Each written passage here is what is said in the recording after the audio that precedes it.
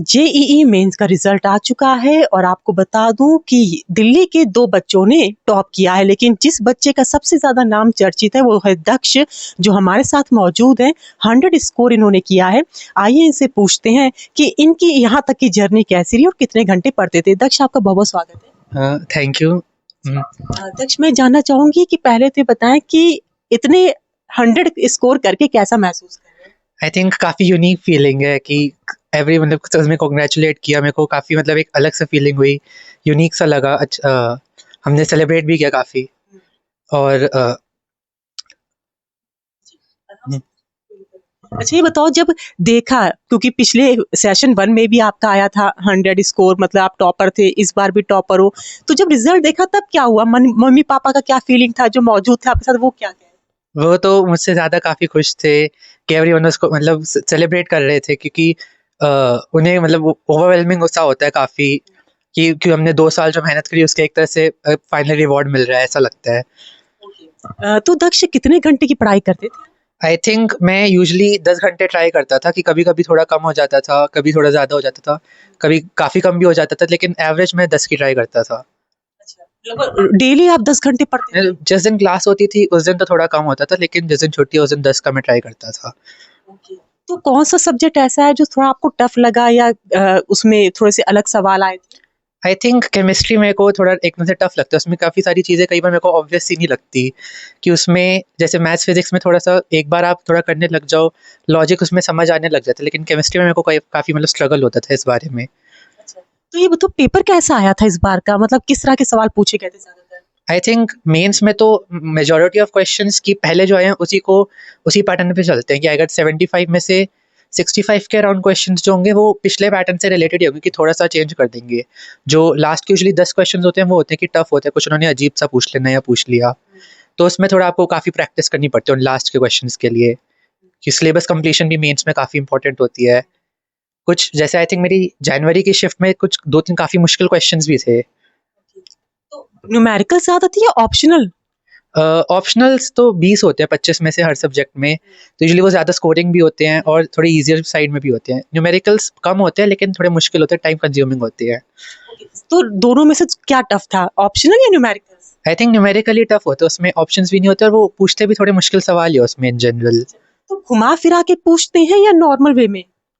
मतलब normal questions भी थोड़े होते ही हैं और घुमा फिरा के भी, मतलब जो न्यूमेरिकल में खासकर उन्हें घुमा फिरा के क्वेश्चंस पूछना काफ़ी पसंद है। तो कितने घंटे में पेपर कंप्लीट कर लिया था आपने? आई थिंक जैसे 3 घंटे का होता है, तो मैं यूजुअली ऐसे करता हूँ कि स्टार्टिंग का आधा घंटा फिजिक्स, फिर अराउंड 25 मिनट केमिस्ट्री और बचा हुआ फिर मैं टाइम मैथ्स के लिए करता हूँ। फिर जैसे आई थिंक 25 सवाल होता है तो अराउंड 22-23 कर लिया मैंने हर सब्जेक्ट के पहले, तो अराउंड 2 घंटे में इतने हो जाता है, और लास्ट के 1 घंटे में मैं जो बचे हुए सवाल है और पूरा बार बार पेपर रिवाइज करता हूँ।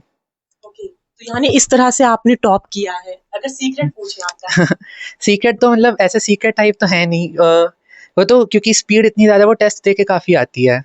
हाँ, तो कितने टेस्ट वगैरह, मॉक टेस्ट और कंप्लीट सिलेबस टेस्ट कितना दिया आपने ये सब? आई थिंक मेंस के मैंने फुल सिलेबस अराउंड 40-50 टेस्ट दिए थे 3 घंटे के, और उससे पहले तो 2 साल हर महीने एक दो टेस्ट, पर लास्ट के 2-3 महीने में मैं ऑलमोस्ट डेली टेस्ट देने की कोशिश कर रहा था मेंस से पहले। तो मैं भी ये भी जानना चाहूंगी कि आपका फैमिली बैकग्राउंड क्या है, मॉम डैड वगैरह क्या करते मेरी मॉम हाउस वाइफ है और फादर का बिजनेस है। हैं? नाम बता दो। मेरी मॉम का नाम मोना अरोड़ा है और पापा का नाम विनोद। तो दक्ष, अभी आपकी स्कूलिंग वगैरह कहाँ से हुई, स्कूलिंग कहाँ से हुई? 10th तक मैं रोजरी सीनियर सेकेंडरी स्कूल में पढ़ता था, फिर 11th-12th में मैंने स्कूल चेंज करवा लिया था। तो अब हम्म, कहाँ पे? अब 11th 12th में कहाँ से? PD model senior secondary school. और उसमें कैसी आपकी परसेंटेज थी, रैंक क्या थी हाई स्कूल इंटर? मतलब मैं यूजुअली स्कूल के एग्जाम्स के लिए तो इतनी तैयारी करता नहीं था, तो ठीक ही आते थे, कोई मतलब बहुत जेई जैसे तो स्कोर्स नहीं आते थे। कब से तैयारी कर रहे हो इसकी जेईई की? मैंने 11th में स्टार्ट की थी तैयारी। साल कौन सा था? 2000 2 साल पहले 2023। 2023 से तैयारी कर रहे हो आप? ओके, तो जो बच्चे अभी तैयारी कर रहे हैं, जो नए हैं, जिनको लगता है जेईई का नाम सुनते ही कैसे करेंगे, उनके बारे में क्या कहना चाहोगे? कैसे तैयारी करें, टिप्स आप दो तो रोल मॉडल बन जाओगे। जेई के लिए आई थिंक सबसे इम्पोर्टेंट तो कंसिस्टेंसी, आपको रोज टाइम देना पड़ेगा तभी आप मतलब कर पाओगे, कि सिलेबस करना साथ में टाइम पे चलना, कि आप बैकलॉग ना बने, तो आप जितना उसे कर पाओगे और रेगुलरली टेस्ट दे पाओगे उतना स्कोर आई थिंक बेटर होगा। और अपने आप को कूल माइंड आपने कैसे रखा, क्योंकि 100% लाना इतना तो आसान नहीं है, मतलब आपने कूल माइंड भी रखा, प्रेशर और वर्क जो मैनेजमेंट होता है कैसे किया? प्रेशर तो एक्चुअल पेपर के दिन काफ़ी प्रेशर आता है कि स्टार्टिंग 1 घंटे तो मेरा दिमाग एकदम से थोड़ा बंद सही हो गया था, लेकिन वो cool minded I think practice से ही हो पाता है कि आपको थोड़ा पहले मैंने तो पेपर के बीच में ही 10-15 सेकंड ब्रेक लिया, पानी पी लेते हैं, थोड़ा काम डाउन हो जाते हैं, फिर दोबारा स्टार्ट करते हैं। तो उससे आई थिंक हेल्प होती है थोड़ी कि जो हमने अब पेपर बार बार देते रहोगे तो थोड़ी एक आदत ही हो जाती है, अब रोज़ ही दे रहे हो तो फिर उससे यूज टू इट हो जाते हैं, थोड़ा उसमें हेल्प होती है फिर। तो आपकी डाइट क्या थी, कितने घंटे सोते थे लगभग? आई थिंक मैं 8 घंटे तो ट्राई करता था, कभी कभी कम हो जाता था, फिर मैं उसे बैलेंस आउट करने के लिए 10 घंटे सो जाता था किसी दिन। और डाइट क्या होती थी, किस तरह से मॉम आपका ख्याल रखती हाँ, डाइट वैसे तो यूजुअली घर का खाना, कभी कभी बाहर का, बट थोड़ा तो कम, मतलब हफ्ते में ज़्यादा तो नहीं। थी? तो अभी आपकी एज क्या है? अभी 17 साल। अच्छा, तो आगे की क्या एम्स है, अभी एडवांस की तैयारी कैसी चल रही है? एडवांस की तो अब रोज़ उसी की चल रही है। आई थिंक मेरे को केमिस्ट्री पे काफ़ी, उस पर अभी फोकस करना है उसके लिए। हम्म। तो एडवांस्ड में कैसा लग रहा है, क्योंकि 2 बार तो 100% के साथ, अब एडवांस तो इससे थोड़ा और हाई होता है, उसमें अलग तरह के सवाल आते हैं, पैराग्राफ वगैरह भी आता है। एडवांस उसके भी अब मैं टेस्ट दे ही रहा हूँ कि रोज़ उसकी रिवीजन वगैरह, तो अब देखते हैं वो तो कैसा जाएगा, थोड़ा किस्मत भी होती है। तो कौन से आईआईटी में एडमिशन लेने का आपका है, कि अगर एडवांस निकल गया और टॉपर आप बन गए तो कौन से किस में फोकस? मेरा नहीं, क्योंकि मैं तो दिल्ली में ही रहता हूँ, मेरा आईआईटी दिल्ली है मेन एम। एम आपका इसी में? हम्म। और कौन सी ब्रांच लेंगे?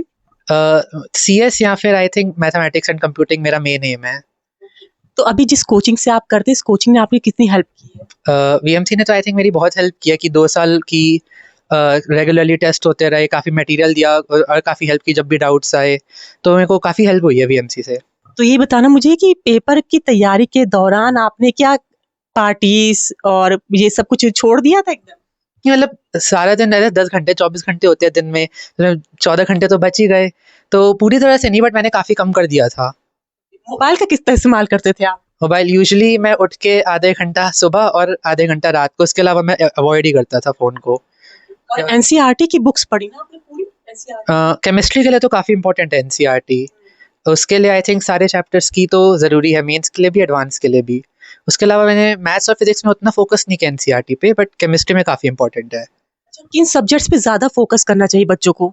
आई थिंक वो तो जैसे आपका अगर जो वीक स्पॉट है या स्ट्रॉन्ग, उस हिसाब से देखना होता है, हर किसी को थोड़ा अलग जैसे करना होता है कि मेरी केमिस्ट्री वीक थी तो मैंने केमिस्ट्री पे ज़्यादा फोकस किया, मेरे को मैथ्स मेरे को थोड़ी नेचुरली थोड़ी सही लगती थी, तो उस पर मेरे को कम फोकस करने पे भी ठीक रहता था।